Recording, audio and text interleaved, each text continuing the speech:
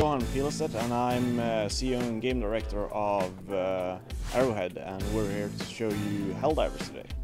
What's Helldivers all about? Helldivers is basically a four-player co-op soldier suicide simulator in which four players drop onto hostile planets to complete several missions on a procedurally generated level and then finally extract. And as with all Arrowhead games, we've got all of those classic things that we are known for as a studio. So we got the friendly fire, we got stressful situations and complex game mechanics, which makes for quite a challenging but very entertaining play session. You just referenced some of your what you guys are known for. Talk a little about just quickly what some of your previous titles were. Well, the biggest title and the most influential one was Magicka, and that sold over 2.2 million copies and was widely appreciated by especially by the sort of hardcore crowd and the crowd that's really into pop culture, and the humor is something that really was really appreciated by the community, and that's something that we're going to continue doing with all our coming games, and Helldivers is no exception. It's set in a dystopian future where democracy sort of has partially been abandoned, or it's been improved on by creating sort of a managed democracy. Where sort of the government sort of manages who gets to vote so that the results are less unpredictable. Can you talk a little about the co-op and how that plays into this? Yeah, and with Magicka we had a lot of basic co-op elements. Basically we were four wizards trying to save the world.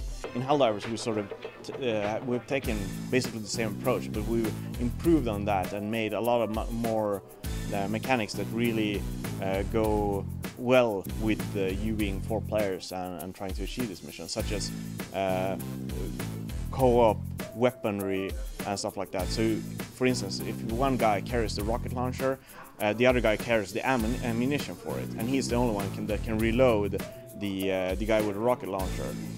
So that really creates a need for good co-op and good coordination, and everything else, like for instance bringing back people that are dead also requires the actions of the other players. So it's co-op at its best, I would like to say, but that's up to the players to decide.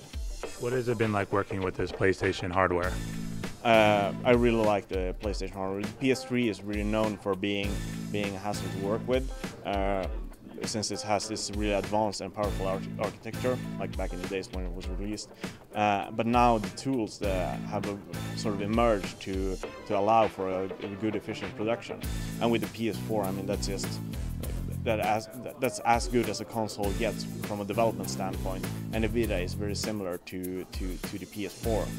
So they're really, I mean, it's an enjoyable experience. And one of the best things about doing console games, from my opinion as a developer, is that you know that everybody has the same hardware, so you don't have to have the hassle of trying multiple configurations and like, well, this works on an AMD card and this works on an NVIDIA card, but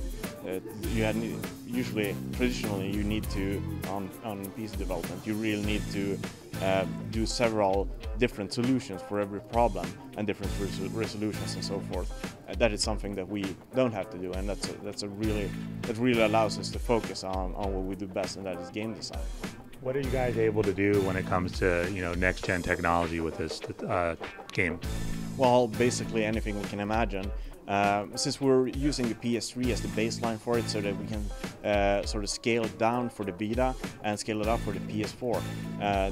The game has a lot of potential on the PS4 to just do the craziest stuff you can imagine. I mean, especially when it comes to things that the PS3 wasn't as good at, on like the particle rendering and stuff like that. The PS4 is immensely more powerful, and it's just a blast to work on. Will there be any type of crossplay going on?